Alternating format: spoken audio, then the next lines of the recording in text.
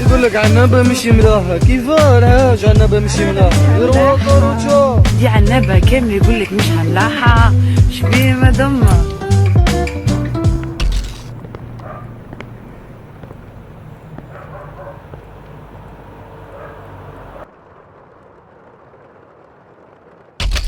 من أهم الأحداث اللي لازم نقولها لكم، في عام 1964 23 جويلية على 10 تاع الليل في ميناء عنابة انفجرت سفينة اسمها نجمة الإسكندرية. السفينة كانت معمرة بالذخيرة الحية والأسلحة اللي كانت جاية من الإسكندرية، وراح ضحية هذا الحادث 150 شخص أغلبيتهم من عمال ميناء عنابة، وناهيك على 25 عبد اللي تناطرت أشلائهم داخل الميناء وحتى خارج الميناء. 3000 شخص، عدد مخيف جدا، منهم 250 مازالوا لحد الآن يعانون من العاهات المستديمة جراء هذا الانفجار. ساد الخوف في المدينة ورعب كبير، والمستشفيات تعمرت بعشرات المرضى والوفيات. في وسط هذاك الرعب كانت في سماء مدينة عنابة سحابة سوداء. الكتل الحديدية سفينة نجمة الإسكندرية تطايرت من الميناء عنابة إلى مسافة تقريبا 5 كيلومتر.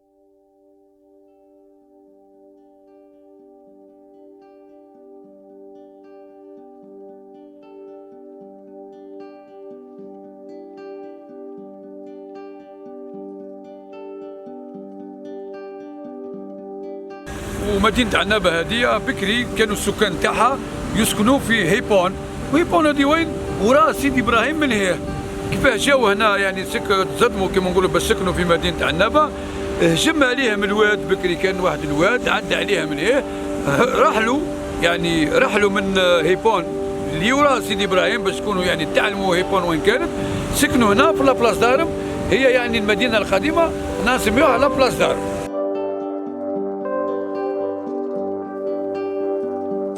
عندنا فيها المدينة القديمة والمدينة الجديدة، خاصنا نخشوا شوية في التفاصيل. دخلت في واحد المجموعة اسمها مجموعة ضرب نحضر دارك، ويقولوا مرحبا بأي واحد حاب يعرف تاريخ المدينة. بما أن احنا درك رانا في النقطة اللي تفصل المدينة الجديدة بالمدينة القديمة، نروحوا نديروا دورة في المدينة القديمة ومن بعديك نحكيوا على الجديد. هذا أكيد أخي زكريا، إن شاء الله نكون عند حسن ظن المشاهدين أنه راح نوصلوا ولو القليل من تاريخ مدينة بونا أو مدينة عنابة.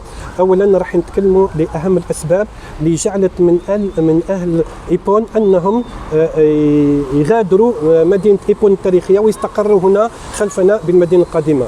أولا الأسباب هي أسباب جيولوجية، حيث أن مدينة إيبون التاريخية تتوسط واد البجيمة وواد سيبوس، مما العامل الجيولوجي هو جعل أنه الواد سيبوس يفيض على فيضانات تعم المدينة، وكذلك من واد البجيمة، حيث أن واد البجيمة كذلك عند فيضانه تمت هناك كثرة من الوحل، مما جعل مدينة إيبون التاريخية يستحيل العيش فيها لأنها تكونت من مستنقعات كثيرة. هذا ما اضطر أهل المدينة أنهم يقرروا أنهم ينتقلوا إلى مسافة 3 كيلومتر إلى مدينة بونا كما سميت من بعد بونا الحديثة، وبالتحديد في الموقع اللي راهو ورانا.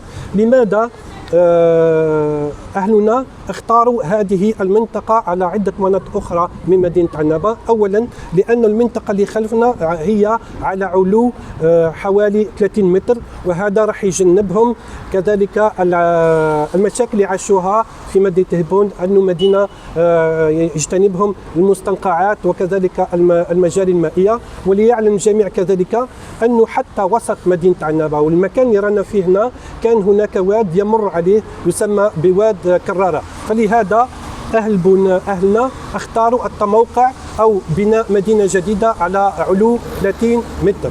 والعامل الثاني كذلك أنه علو المدينة كان عامل يساعد أهل بونا على جعل الموقع مكان مراقبة لأي عدوان يأتي من الجهة الشرقية أو الشمالية من خليج بونا.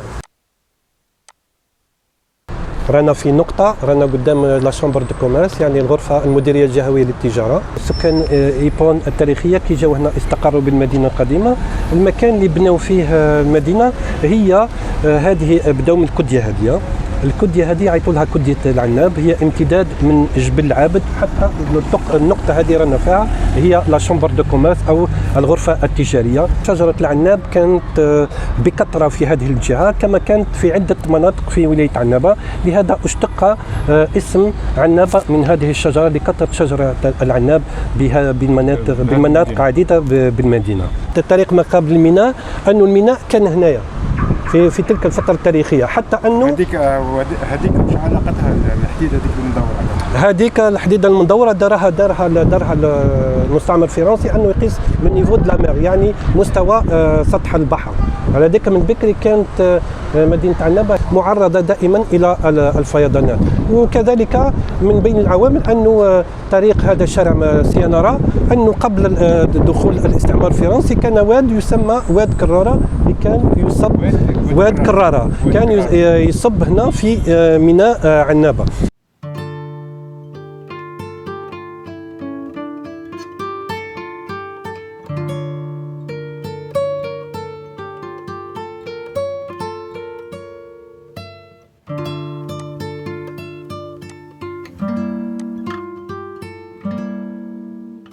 أنا هناك تشوف خويا زكريا رانا في الطلعة، نفس الطلعة اللي سميناها الهضبة، هذه هي كدية العناب اللي كنا بداية كدية العناب. رانا طالعين حتى المسجد أبي مروان الشريف، والحمد لله تشوف تهيئة الحي.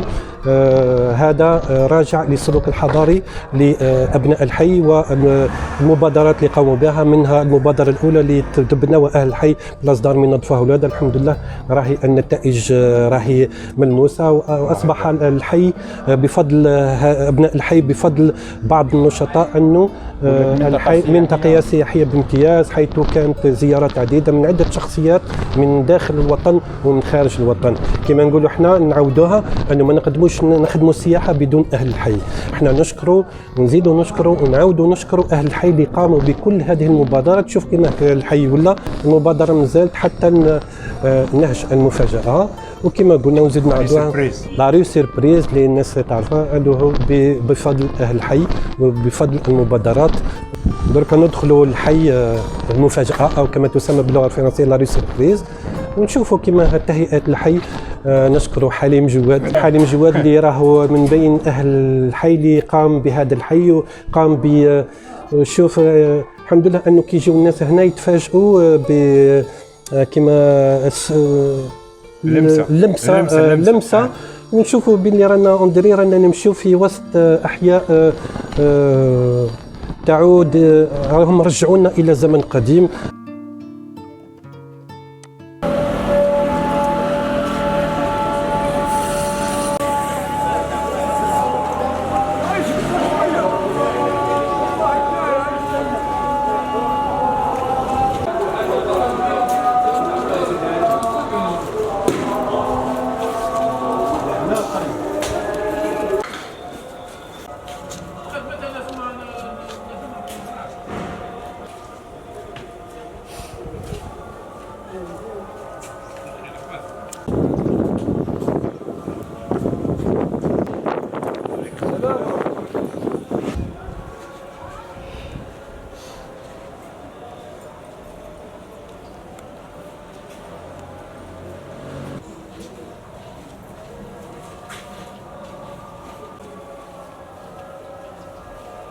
حمام القايد هو القائد الحفصي القادري، يعني يعود إلى الدولة الحفصية.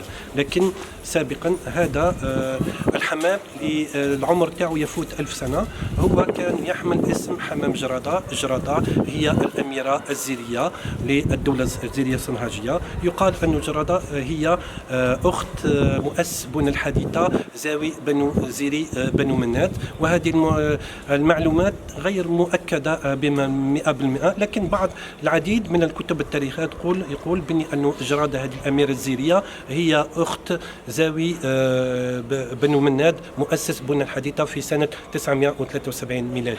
هذا الحي هو قلب المدينة القديمة، يعني أنه كي تأسست بن الحديثة أول السكنات اللي تبنت هنا تبنت في المكان هذا اللي رانا فيه اللي بجانب حمام القايد. لماذا؟ اللي كان هنا كان بير يعطوا له بير النترة، يعني حول حول بئر النترة لتكونت أول السكنات لبناء الحديدة. وكان حتى حمام القايد اللي راه ورانا كان التمويل تاعو من الماء من بئر النترة، كما كان بئر النترة هو الموم بالماء الأول للسكنات أو السكان اللي سكنوا هنا أولا في هذه المنطقة في لاريدالجي. راك تشوف مازلنا زكريا، مازلنا حاكمين الكدية تاع العناب. وصلنا دركا في نهج الجزائر كما كنا نعطيو لمحة تاريخية حول حمام القايد. كذلك نهج الجزائر فيه عدة معالم تاريخية، منها البيت اللي رانا قدامه هنا هو بيت جردة، يعود إلى كما كنا سميناها الأميرة الزيرية اللي هي أميرة جردة أميرة الزيرية. ونشوفوا على الأمام نشوفوا على الشكل تاع الباب، حتى البنية الهندسية تاع الباب راح تبين لنا مرحلة من مراحل المدينة القديمة، أنه هذوما في اللغة الهندسة المعمارية يقول لهم دي زارك سيروسي. هذوما سي دي زارك، هذوما الأقواس يعودوا إلى الحقبة تاع دولة الحماديين. يعني أنه كي تجي هنا المدينة القديمة راح حتى في البنية الهندسية لعدة معالم ولا عدة معالم كما قلنا راح تسافر عبر الزمن. من بين المعالم التاريخية وكذلك هنا في نهج الجزائر هو أنه رايحين درك لأحد الشخصيات التي كان لها الفضل في أنه دركا ننعم بالحرية، وهو الشهيد بجي مختار اللي كان بجي مختار اللي زاد في هذا المنزل اللي رانا فيه.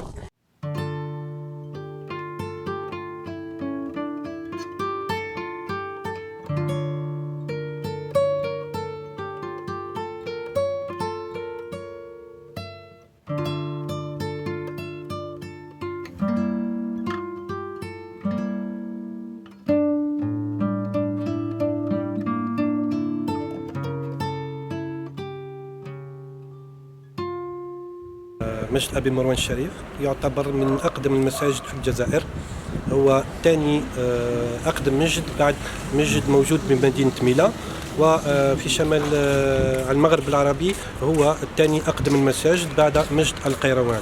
مسجد أبي مروان الشريف بالنسبة لنا احنا ماهوش غير مسجد، بل هو كتاب مفتوح على تاريخ مدينة عنابة في شكله الهندسي. درك ندخلوا لداخل، درك راح نعطيكم عدة قطع من الأشكال الهندسية لترمز إلى عدة حضارات مرت على مدينة عنابة. هذا المسجد اللي تبنى في سنة 1033 ميلادي على يد المهندس المعماري أبو الليث البوني. المسجد هذا تبنى فوق قمة تسمى فوق رباط يسمى رباط بونا. الرباط هذا هو كان على شكل مركز لمراقبة أي عدوان يكون يمس المدينة من ناحية الخليج. فأبو الليث البوني الغاية من بناء هذا المسجد ليس فوق كما نقولوا احنا ليخلف الرباط، لا، بل بنى المسجد فوق الرباط، وتكون الصومعة هي في أعلى نقطة، وتكون هي المغزبة منها هي نقطة المراقبة.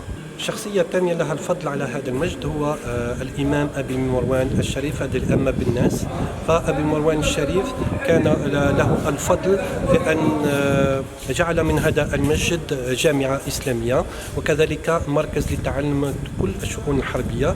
وكان لأبي مروان الشريف شرف أنه يعم المذهب السني المالكي بعد أن كان المذهب الفاطمي في القرن العاشر يعم كل المنطقة.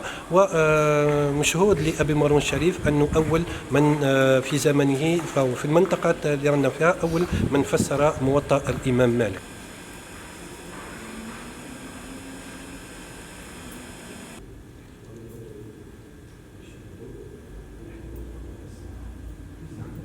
هذه الأعمدة أبو الليث البوني أتى بها من مدينة إيبون التاريخية، يعني أنه عمر هذه الأعمدة يفوق 2000 سنة. الدولة الزيرية الصنهاجية وأبو الليث البوني كابن المسجد أنه ما بقالوش عدد كافي من الأعمدة في المسجد. واش دار؟ راح منطقة راس الحمراء وبرج الخام، ومن ثم جاب رخام وعاود دار النقش تاع السرادق أو الشابيتو كذلك من الأعمدة، وكمل بها مسجد أبي مروان الشريف. احنا نشوفوا الآن باللي أنه حتى خيرات المدينة أنه تاريخيا أنه الحضارة النوميدية، كذلك المملكة الرومان وحتى البيزنطيين أنهم بنوا حضارتهم بخيرات المدينة. الأقواس المكونة بها مجد أبي مروان الشريف، هذه الأقواس تسمى بأقواس حدوة الحصان، يعني ديزارك أوترباسي. هذه الأقواس أوتي بها الأشكال الهندسية من الأندلس. مجد أبي مروان الشريف في بنيته الهندسية هو كتاب مفتوح حول تاريخ مدينة عنابة.